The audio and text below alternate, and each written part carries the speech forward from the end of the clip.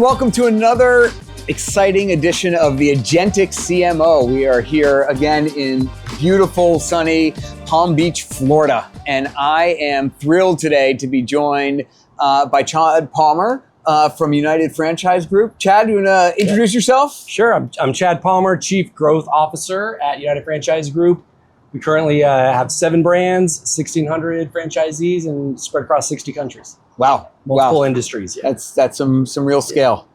Yeah. Well, this is, again, an exciting time where we get a chance to talk to people who run marketing, people who run businesses, and think in a new and different way and are up to date on everything going on Agentic and AI. And Chad, I think maybe they call you Chad GPT. Is that one of the nicknames? That's my nickname that LinkedIn has given me, and I've officially just adopted. Stop fighting. All right, I'll take it. Perfect. Worst nicknames to have. Perfect. So should be an expert in these areas. Yeah. So let's start with what's going on in the consumer world. Sure. You guys got a lot of different brands that in a couple different industries as well. What are your brands seeing? What are you guys seeing in terms of changes in the consumer behavior with ChatGPT and Perplexity and Claude out there? Like what's changing there, and how are you thinking about that? Yeah, I think what's been really interesting is over the last couple of years with ChatGPT kind of coming to market, our owners are starting, I think, finally to embrace it more. There was definitely a period of kind of questioning, not sure what it was. Is it a fad? And then the other question was just, how do I use it? So over the last probably 5-6 months, we've seen an influx of franchise owners just, coming to us with problems that need solutions and using AI technology to solve those problems. And so they're using it. Are their end consumers also using it differently and impacting the business? Yeah, absolutely. So the interesting thing is we're finding more and more deals are coming from searches through ChatGPT, Gemini, Copilot. Okay. Instead of, the usual Google and social and the other avenues that we get lead generation from. So as those kind of tides have changed, and they're going to continue to change. So the franchise owners, I think, are getting excited when they get a call or they talk to their consumer and say, how did you hear about us? Oh, I need to search in ChatGPT. And they say, oh, wait, I should do some more of this ChatGPT stuff. Yeah. It's not going anywhere, and and continuing to see the numbers go up. What I think is exciting is you see the numbers go up there. Unfortunately, you're seeing the cost of things like SEM going up as well. So they're battling that, but the conversion rates on some of these new channels seem to be pretty strong. Yes, I would agree. Yeah, we're seeing the kind of crossroads slow. We're early game, but you can kind of see the inevitable changeover where we used to rely heavily on PPC, heavily on social, and now AI is kind of the shiny new button that everyone's kind of looking at and saying, hey, how can I utilize that to get customers? Yeah, and in your business model, you've got obviously the end consumer who's looking for a meal or looking for that, but your real customer is the franchise owner, right? Like, and you're trying franchisee, sorry, you're trying to gather more of them. Are they using these tools as well to find new business opportunities? Yeah, absolutely. We are kind of unique in that we're in a franchise model. So we're looking to help out however we can with the existing franchisees, help using AI to help them ultimately find their customers, while also on the other side, franchise development, find new people that want to open a business, choose us as that business of choice. So they're using, on the franchise development side, they're using ChatGPT, Gemini, Copilot, Claude to do their research, do heavy research, finding our websites and kind of doing that information dump before they even talk to us, which has been interesting. So they're showing up a lot more educated than they were in the past. Yeah, more educated than ever before. Yeah, absolutely. Any stories where they're coming to you with things you maybe didn't even know? Yeah, well, the interesting thing is, when they come to us now, because they're so educated, to me, I think I love it because it makes the sales process so much easier on both sides of the equation. They've already done research. We also know we're not the only game in town. Right. There's lots of opportunities for any consumer to buy any product, whether it's a business or a product. So the fact that they've already kind of done their homework makes the sales process on one side a lot easier. On the other side, for our RVPs, VPs, sales reps, it's a little bit trickier because they are educated and they have deeper questions. I love it because those deeper questions, I think, make them more confident in their buying purchase ultimately. And do those new LLMs, not so new anymore, but these LLMs, do they know you guys well? Do they get it right? Do, like when someone comes in educated, or have they mainly gotten the right information? So we're working on that. Okay. Because that is always a challenge, I think, for any business, is that they might be scraping outdated information. Like we can change our information on our website like that. I can make a call and the numbers are updated, in an hour. The LLMs take a little longer to scrape, and maybe they've scraped old versions, or maybe they're scraping it not even from our websites. They're grabbing it from a source I don't even have control over. Maybe somebody wrote a blog article that is picking that information up. So there is that, transparently, there is that challenge of keeping the information that AI is providing the end customer up to date and accurate. What about internally, either in your business or what you're pushing down to the franchisees? Like what are you guys using AI for there? What's been some of the newer innovations? Yeah, so we use AI across every department. So we're a Microsoft-driven company. So our CTO has chosen Copilot to kind of internally, we use that to kind of cross over, all of our Microsoft divisions, Excel and Outlook. And, the good thing is I can now find emails I couldn't find before using Copilot.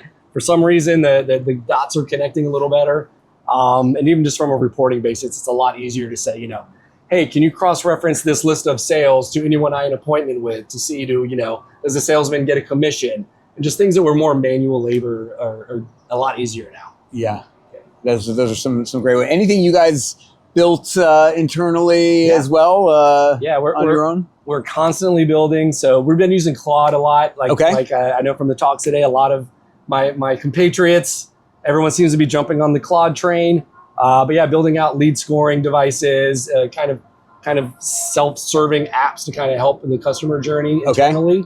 To kind of find, what is the right business to match with the right customer profiles. Why are you guys using Claude over Copilot or Microsoft?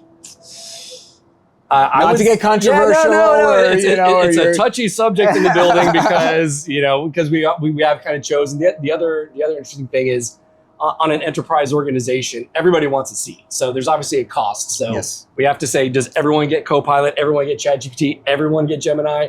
Everyone get Claude? So there's that kind of internal fight just from the budget perspective and the efficiency perspective.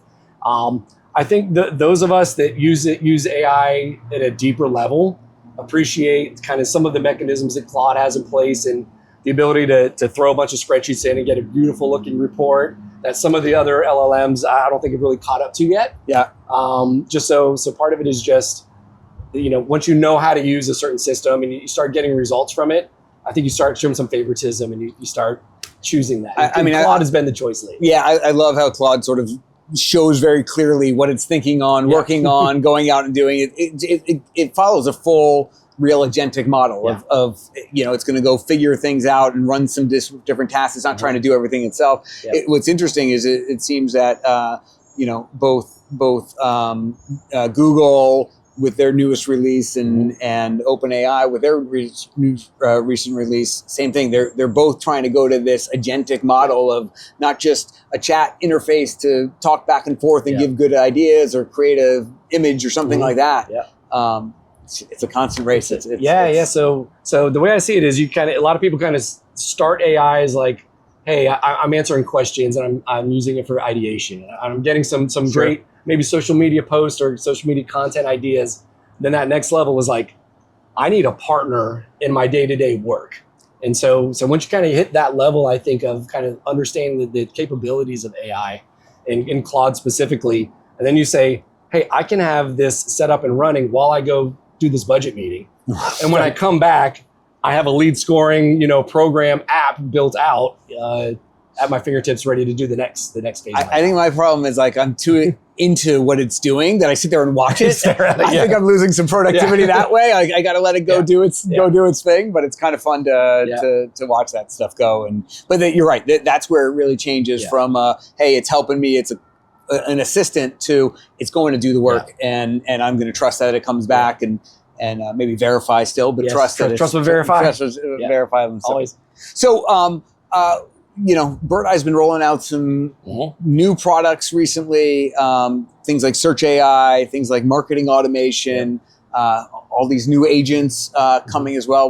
What's your reaction, thoughts on some of these new things? I'm very excited. So the search AI in particular, I think kind of us kind of the problem I was speaking about earlier, where the AIs maybe we're not sure what they're telling our customers. So just the ability to kind of run prompts and to say, hey, how can I have an agent do this job for me, and then come back with that report and tell me what do I need to do a better job of on my website, on a blog, or in my content to kind of escalate any kind of issues that a customer may have answering a question, to make sure the LLMs are giving the proper information. The way I've seen a lot of people think about it is like, there's a lot of gaps right now. It's so new, but it's also a huge opportunity that if you can nail this now, it's actually a competitive advantage to get out there and really fill some of those gaps on these new platforms that, like I said, are changing every day how they're doing this stuff. They've literally changed from this morning till now to this beautiful sun-filled afternoon. I kind of think of it kind of like the gold rush. It's like the first people that are kind of figure out the right tools to use. What is it? A pickaxe? Is it a shovel? What am I using? They're going to get the gold. So we're all kind of racing the same fight. We all obviously have competitors. We're all kind of running in the same direction. So I think the tools that you guys are providing are the right tools for those jobs to kind of help us find the gold. We had a whole company all hands, and that was our theme, was the topic. It's like, it's a gold rush. Yeah. Now there's the gold where a lot of people are out there looking for it and trying to be the next LLM and all the rest of it. But there's also the people who made all the money in the gold rush were the people who built all the infrastructure, who set up the towns and they got less sweaty. Sold shovels and pickaxes. Exactly. So if we can sell the right pickaxes, I think we're pretty excited. Absolutely. How about these agents? Where's your mindset? Is it too early for agents from a company like Birdeye to be rolled out and be used full time? Like, what are your thoughts? I think it's kind of back to the premise of the first to the race, has an unfair advantage, if you will. So even if there's some trips and falls, you kind of try to figure things out and go, this was a great idea. We got it 99%. We got to fix this. The good thing I love about you guys is you're very responsive to customer interactions, request, bug fix it, anything. It's like, we say, hey, we should fix this. And the next day, you're like, we did it. So that kind of level of support, I would say, is how we're all going to win the game together. Yeah, and that's been a part of Birdeye's philosophy for years, but I think even more so, the big thing is these FDXs, I heard them called, the forward deployed engineers, forward deployed product people. Like, we've got to be out there with you guys, hands on, so that you guys say, oh, we want this. Okay, tomorrow it'll be there. Yeah. Those kind of things. And that's how fast it can and should go with these new agentic platforms. So, well, look, I know you don't just run marketing anymore, and you're now growth versus just CMO and that side. But after what I'm hearing today, I would certainly put you in the category of an agentic CMO. Yeah, I would say so. Hopefully that doesn't offend you. That not at all. That's compliment. Excellent. So, like, for all the other people out there who are running marketing, running businesses, trying to leverage this technology, what advice do you have for them? How do they get going? What should they be thinking about? Yeah, I would say a couple things. One is just keep up with the technology. Like we said, we were kind of joking. The technology is changing so fast. You gave a list literally, today of like, hey, this has changed. Cloud's got a new update. Gemini's got a new update. Every week something's coming out. And every update brings new opportunities. So I would say, keep your finger on the pulse is probably the number one thing, which we're all working hard. We all got, we've all got our day-to-day grind that we're doing. But I would say, a second thing would just be kind of calendarize your day and keep some time available just to grow, just to educate. Even if it's on the weekends, whenever you have that time, you can kind of squeeze in just to keep up with the technology. Because if you aren't, your competitors are. Yeah, absolutely. You're left behind. Well, Chad, thank you so much for joining us, and thank you for joining us for another exciting edition of the Agentic CMO. We'll see you next time.